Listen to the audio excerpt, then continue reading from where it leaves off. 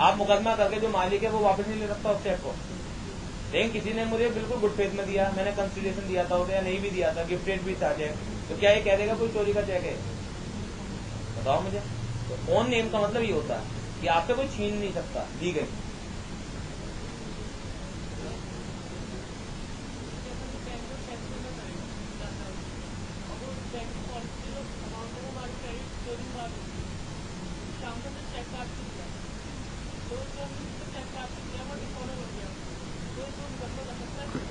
आएंगे अभी, सब आएंगे चीजें,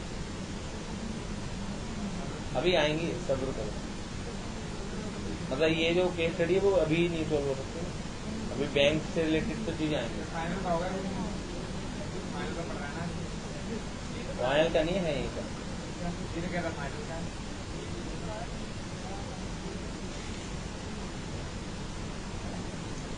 तो यहाँ तक क्लियर हो गया आपको कि होल्डर कौन होता है, होल्डर इन ड्यू कोर्स कौन होता है।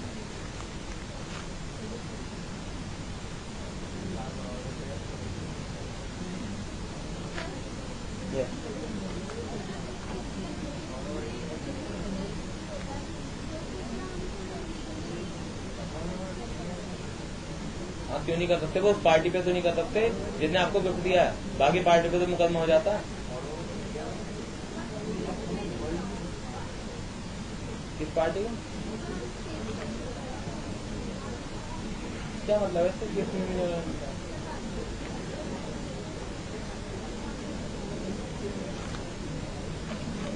पेज नंबर 77 पर आएगा।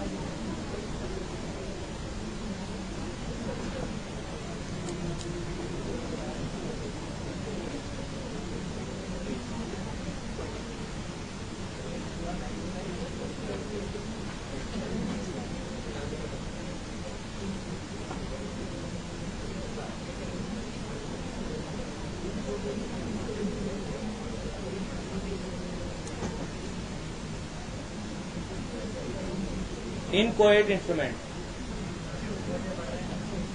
छोटे नहीं है, इसका प्रोनाउंसिएशन है इनकोएट इंस्ट्रूमेंट। और अगर आपकी इंग्लिश में बात करूं तो इनकम्प्लीट इंस्ट्रूमेंट, तो लिख सकते हो इनकम्प्लीट इंस्ट्रूमेंट।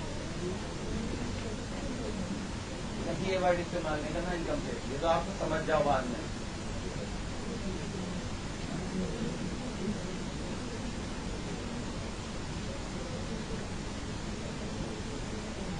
इनकोएट इंस्ट्रूमेंट या इनकम्प्लीट इंस्ट्रूमेंट। इनकम्प्लीट हमारी इंडियन इंग्लिश है, ये बाहर का वर्ड है इनकोएट, जो लोमेकर ने यूज किया है। इनमें क्या होता है, कॉन्सेप्ट समझने की कोशिश कीजिएगा।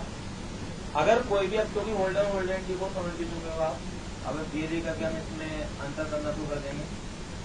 अगर कोई इंस्ट्रूमेंट है जिसमें टैंकिंग हुई हुई है और आपने डिलीवर कर दिया किसी पर्सन को, और उसमें अमाउंट सिर्फ फिलअप नहीं की, और जिसे भी डिलीवर किया उससे कहा कि आप इसमें 5,000 रुपये तक की अमाउंट, 10,000 रुपये तक की अमाउंट, जो भी आपके इंटेंशन है फिलअप कर सकते हो।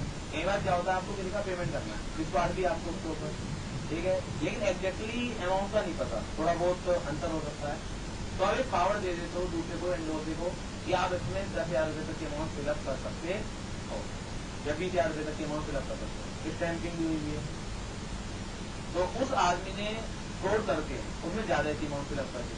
मतलब आपने कहा था 10,000 रुपये अमाउंट फिलअप कर लेना फिलअप एक्सचेंज में, उसने 50,000 रुपये फिलअप कर लिया, इसे मार्केट में चला दिया, 50,000 रुपये फिलअप करके मार्केट में चला दिया।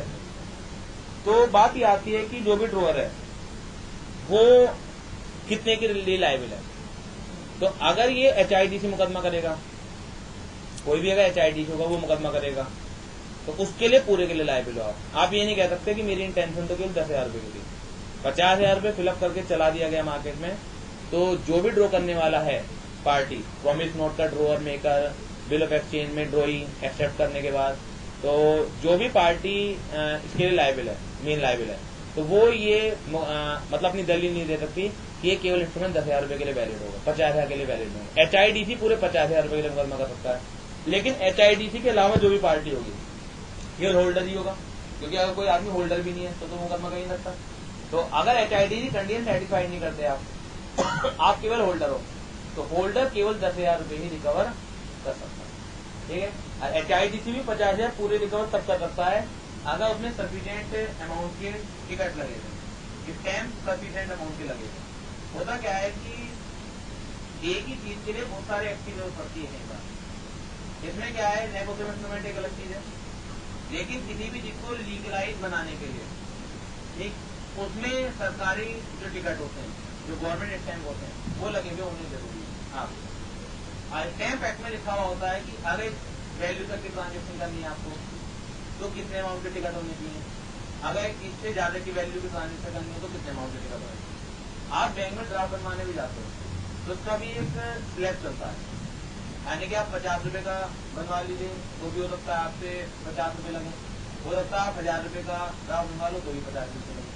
उनने स्लैब बना रखा होगा कि 1 रुपए से लेकर कोई 5,000 रुपए तक के अगर ड्राफ्ट बनवाता है तो हमारे 100 रुपए के चार्ज है। 5,000 एक से लेकर अगर कोई 20,000 रुपए तक बनवाता है तो हमारे 150 रुपए के चार्ज है। इस तरह से स्लैब बना हुआ होगा, नहीं होगा आपका। तो उस स्लैब में कहीं पर भी आप कॉल करते हो तो आपको उतना मिनिमम का पेमेंट करना पड़ेगा।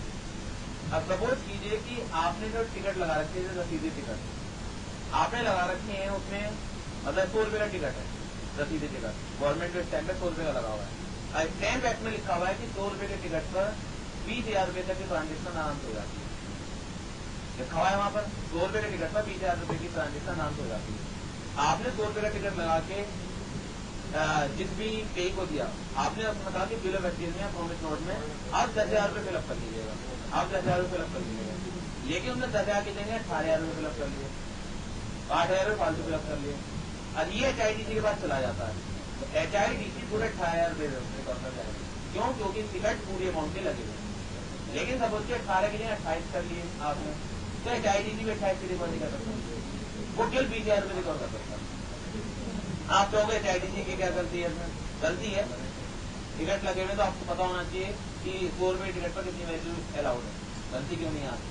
आपको कानून नहीं पता तो क्यों आप अपना दिमाग लगा रहे हो? जब आप इसलिए काम करते हो वकील की सहायता लीजिए, पैसा दीजिए उन्हें, क्यों फ्री में चाह रहे हो? आपका पता भी नहीं है आपको, वकील के पैसे भी बचा रहे हो। गलती तो है HIDC की। अगर वो कहे कि मुझे क्या पता था, तो ये तो मैं CPT में भी कह देता हूँ आपको, इस तरीके से तो आपकी प्रैक्टिकल गलती कि मुझे क्या पता था कि कानून में किस टिकट के ऊपर कितनी तक की वैल्यू है। पता होना चाहिए, नहीं तो पूछिए आप, ठीक है। तो HIDC भी अगर टिकट की वैल्यू पूरी नहीं है तो HIDC भी कुछ नहीं कर सकता। जितना टिकट की वैल्यू होगी आपकी उतने अमाउंट तक रिकवर कर जाएगा। लेकिन टिकट की वैल्यू पूरी थी, 18,000 रुपए तक की थी, तो HIDC तो 18,000 रुपए रिकवर कर जाएगा। लेकिन अगर कोई HIDC कंडीशन सेटिस्फाई नहीं करता तो वो मैक्सिमम कितने रिकवर कर पाएगा? 10,000 रुपए ही रिकवर कर पाएगा, जितनी इंटेंशन थी। क्यों? क्योंकि बाकी लोग तो धोखाधड़ी की है। आंसर क्वेश्चन देखिए, सॉरी पढ़िएगा पेज नंबर 77 पर, para number 2.14। Here any person signs and delivers to another a paper stamped in accordance with the law relating to the negotiable instrument then enforced in India। अगर एक person sign कर देता है और deliver कर देता है दूसरे पर्सन को ये paper stamp in accordance with, मतलब स्टैम्पिंग हुई थी, ये पेपर स्टैम्प डिलीवर कर देता है in accordance with the law relating to the negotiable instrument then enforced in India and either only blank और हैविंग रिटन देयरऑन और इनकम्प्लीट नेगोशिएबल इंस्ट्रूमेंट, पूरी तरह ब्लैंक या कुछ एक चीजें लिखती है लेकिन कुछ एक चीजें इनकम्प्लीट है। He thereby gives prima facie authority to the holder thereof। तो एक तरह से वो प्राइमा फेसी होल्डर को अथॉरिटी देता है to make or complete as the case may be upon it in negotiable instrument for any amount is specified herein and not exceeding the amount covered by the. एक तरह से वो उसके holder को एक अथॉरिटी देता है, किस बात की अथॉरिटी देता है कि वो इसे कंप्लीट कर ले किसी भी अमाउंट के लिए जो कि स्पेसिफाइड है and not exceeding the amount covered by the, लेकिन उस अमाउंट से ज्यादा ना भरे इसमें जितना कि स्टैंपिंग के हिसाब से अलाउ, क्योंकि उससे ज्यादा भरेगा तो वो वैसे भी वैलिड। ठीक, the person so signing shall be liable upon the instrument. जो पर्सन साइन करेगा इस इंस्ट्रूमेंट को, जो डिलीवर करेगा आगे, in the capacity in which he stands the same to any holder in due course for such amount provided that no person other than HIDC shall recover from the person delivering the instrument anything in excess of the amount intended by him to be paid the interest। जो person sign करेगा इस तरह से तो वो HIDC के लिए तो लायबल है पूरे अमाउंट के लिए। अगर वो स्टैंपिंग से कवर हो रही है। लेकिन अदर देन HIDC जो है, जो HIDC नहीं है, तो केवल अगर होल्डर हो आप तो केवल उतना ही अमाउंट रिकवर कर सकते हो जितना की इंटेंशन डिलीवर करते वक्त कहा गया था कि 10,000 रुपये ज्यादा मत बनेगा, और ये बातें साबित होती हैं, तो फिर होल्डर केवल 10,000 रुपये रिकवर कर पाएगा। लेकिन अगर ये HIDC के पास तक पहुंच जाता है तो HIDC उसके ड्रोई से, उसके एक्सेप्टर से, उसके मेकर से पूरी 18,000 रुपये की अमाउंट ही रिकवर करता है। पेपर में किसी भी तरह की सिचुएशन देखे तो आपसे ये पूछा जाएगा, राइट पूछा जाएगा, लास्ट किसी भी तरह क्वेश्चन देख लीजिएगा, राइट ही पूछा जाएगा, ये राइट चेक कीजिए। वो अलग अलग सिचुएशन के ऊपर डिपेंड होता है, सिचुएशन किस तरह की। स्टैंपिंग ये होती है, सपोज कीजिए मैं आपको लिख के भी दे दूँ, आपने कहा लिख के दीजिए, आपने मुझे 10,000 रुपये दिए, आप लिख के दीजिए, विश्वास नहीं कि 10,000 रुपये पेमेंट कर दोगे, आपने भी नेगोशिएशन इंस्ट्रूमेंट पढ़ा हुआ है। लेकिन होता क्या है कि आधा दूर क्या है, खतरनाक ही होता है। मैं लिख के दिया कि मैं आप जो भी आपका नाम है कि आपको 10,000 रुपये देने का वचन देता हूँ। आपने सोचा आपके पास कोई मतलब एक एक्नोलिजमेंट आ गई, आपने सोचा कि आपके पास प्रूफ आ गए, प्रूफ का कुछ नहीं होना, कागज हो रहा है जब तक जो उसके ऊपर स्टैंपिंग नहीं लगी होती। लीगली मान्यता तभी है जब स्टैंपिंग हो। रजिस्ट्री कागजात होते हैं आपके 10 लाख 50 लाख के, वो स्टैंपिंग के ऊपर लैंग्वेज लिखी जाती है आपकी। अगर तुम सिंपल वैसी लैंग्वेज लिखने लगो कि NAB को भेज दिया, कुछ भी करते रहना, लीगल वैल्यू कुछ नहीं। सरकारी टिकट तो लगाने पड़ेंगे, सरकारी खजाने में भी जमा करना पड़ेगा। कोर्ट कचहरियां उन्हीं से चलती है। आप चाहो कि झगड़े तो हो गए आपके बीच में, कोर्ट में चले जाओ, वकील को तो आप पैसे देते हो, जज को क्या देते हो, जज के पैसे तो यही स्टैंडिंग से आते हैं। लीगली अगर आपको चीजें वैलिड बनानी है, आप चाहो कि गवर्नमेंट आपके लिए कुछ करे, तो पैसे तो देने पड़ेंगे, नहीं देने पड़ेंगे। इसकी वैल्यू होती है आपकी कि इतने रुपए तक के ट्रांजेक्शन के लिए इतना है, इतने रुपए तक के ट्रांजेक्शन के लिए इतना है।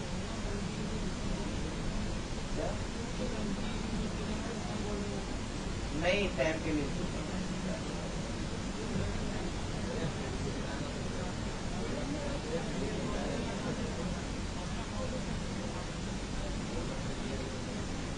अगर स्टैंपिंग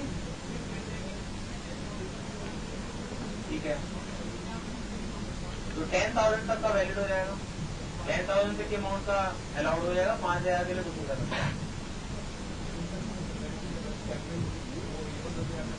10,000 रुपये तक अमाउंट वैल्यू माना जाता है अगर HIDC हो।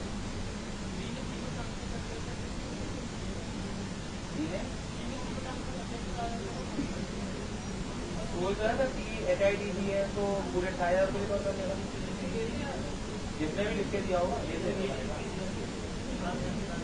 ए से पूरे 18,000, पीछे तो रिकवर हो ही जाएंगे, ए से भी रिकवर हो जाएंगे पूरे 18,000। वो तो बात ही होते एक ही बार होंगे। ये तो राइट है, आप चाहे बी से रिकवर कर लो चाहे डायरेक्ट ए से रिकवर कर लो, इधर राइट है। ऐसा थोड़ी है कि बी से भी रिकवर कर लेगा, अब भी ए से भी रिकवर कर लेगा क्या?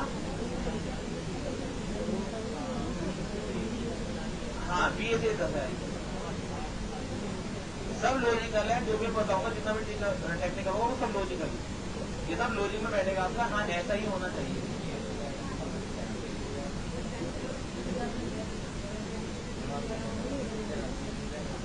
ये मत कहूँ मेरे HIDC से 30,000 बन गया, अगर HIDC से 30,000 भरेगा तो वो HIDC नहीं है, भरा के लिए होना है, HIDC को तो ट्रांसफर किया।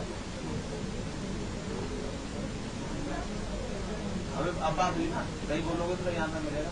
HIDC ने नहीं भरा, भरा के लिए होना है, HIDC को ट्रांसफर हुआ है। अब HIDC को ये भी नहीं पता है झूठ बोल के भरा है, क्योंकि गुड तभी आएगा आपका। तो HIDC 20,000 तक नहीं भर सकता है, स्टैंपिंग से ज्यादा वो भी रिकवर नहीं कर पाएगा। क्यों? जो गलती है उसकी कि स्टैंप एक्ट क्यों नहीं पता आपको, क्यों नहीं पता आपको कि किस अमाउंट पर कितने रुपए की ट्रांजेक्शन हो सकती है, तो आपकी गलती है। अगर होल्डर ही है तो जितनी इंटेंशन नहीं होगी शुरुआत में लिखते वक्त, जिसमें दिया होगा साइन करके कि आप इसमें 5,000 भर लीजिएगा, तो केवल तो 5,000 रिकवर। अब आपको अंतर समझ में आएंगे। अब अभी तक तो मैं हर क्वेश्चन को HIDC मान के करता हूँ, लेकिन अब पता लगेगा कि होल्डर के राइट अलग होते हैं, HIDC के राइट अलग होते हैं।